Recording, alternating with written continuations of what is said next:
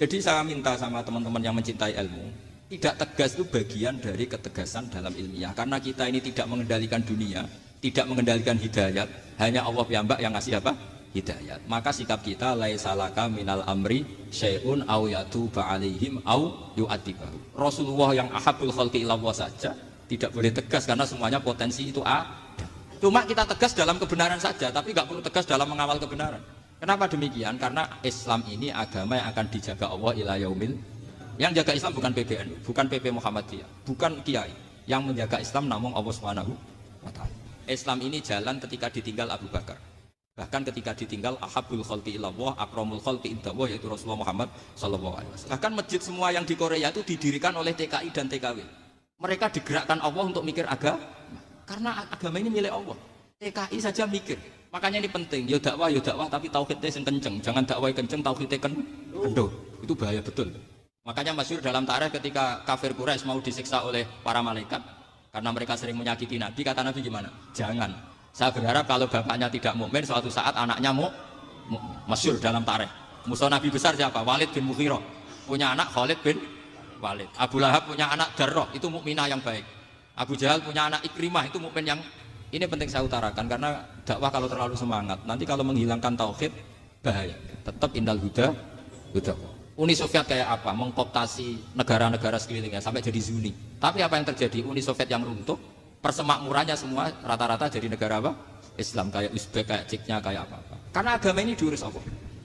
Sehingga kalau tapi kamu ngitmai agama nggak apa-apa. Makanya istilahnya Habib Umar, khodamah itu pelayan, nggak apa-apa. Kita ngitmai agama itu nggak apa-apa. Dengan ngitmai terus mikir nggak apa-apa. Tapi jangan mikir yang merasa kalau kita mati, wah nanti agama ini pukut karena saya mati. Kamu itu siapa? Agama Islam ini tidak pernah dipasrahkan kamu, diurus oleh Allah Subhanahu wa taala sendiri. Sehingga ketika Wali Songo meninggal, agama ini tambah kuat sampai sekarang. Kecil saya itu kalau pengajian susahnya bukan main, harus izin sana sini. Sekarang setiap pengajian polseknya datang, polresnya datang. Nggak ada intel, nggak ada apa. Padahal kiai dulu sama kiai sekarang itu kira-kira alim mana? Alim kiai dulu. Maka kalau dalam cerita tarikh sirahnya Ibnu Ishaq itu, tauhid itu penting. Beliau cerita begini, kita tahu kenangannya Rasulullah terbanyak itu bukan dengan Sayyid Abdullah, tapi dengan Sayyid Abdul Muttalib, dengan mbahnya. Saya cerita sedikit betapa pentingnya tauhid. Ketika pasukan Abraha bawa pasukan gajah mau menyerang apa? Ka'bah. Itu sebelum menyerang itu semua aset-aset milik orang kafir Quraisy, milik orang Quraisy, itu ditawan, diambil. Termasuk milik Sayyid Abdul Muttalib, milik Abdul Muttalib.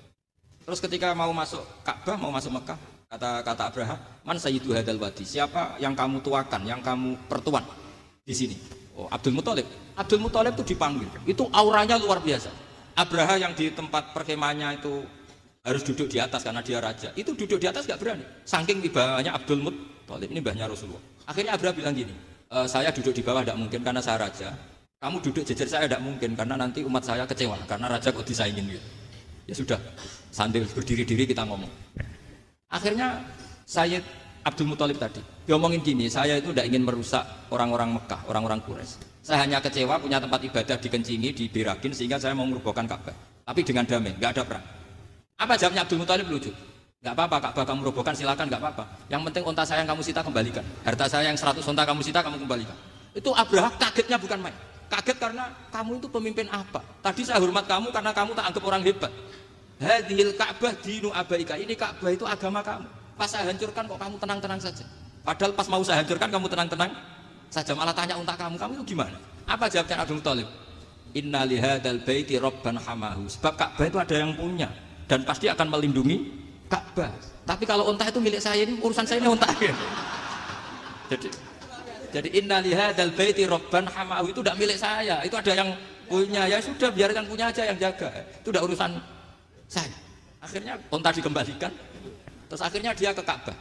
Fa'akhudha fi halaqatil bab. Pegang terus bilang gini, kata Abdul Muttalib, ya Allah, Ka'bah ini mau dihancurkan oleh Abraha. Ka'bah ini milik kamu. Saya mau ke gunung, mau melihat apa yang kau lakukan terhadap orang yang mau merusak.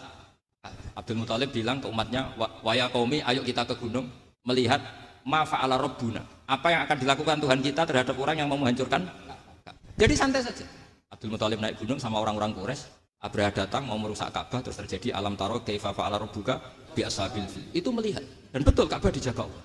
Islam juga gitu. Ketika Islam dikooptasi Uni Soviet, semua ulama, semua wali perasaannya hanya nunggu kehancuran Uni Soviet, karena pasti agama ini dijaga. Dulu saya iskal itu janggal. Ya Allah, engkau zat yang layak dipuji. Yang pujian itu memenuhi langit dan bumi. Pikiran saya kalau bumi ateis itu mujinya kayak apa? Tapi masya Allah ketika saya datang di Korea, bumi ateis ternyata di sana banyak masjid, banyak tasbih, bahkan ada sakduna di sana.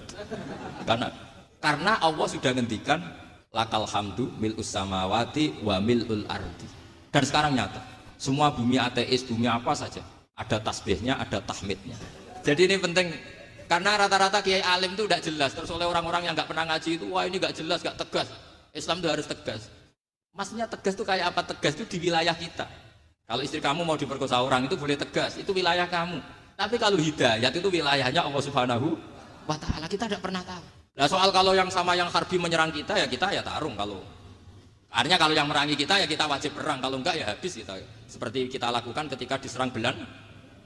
Tapi ketika mereka mustakman, dimi, mu'ahad, orang-orang kafir yang mau berdamai dengan kita ya kita damai sebagaimana yang dilakukan Rasulullah SAW ketika berdamai dengan kafir Quraisy yang dipimpin Suhail bin Amr. Masyhur itu dalam tarikh. Saya masih ingat betul dawuh Mbah Mun, hak sekseni, kata beliau, saya masih ingat kalimatnya, sekseni aku ora tegas itu berdasar ayat laisalaka minal amri syai'un aw yatuba alaihim aw yu'adzibahum, karena potensi sosial itu bisa rubah.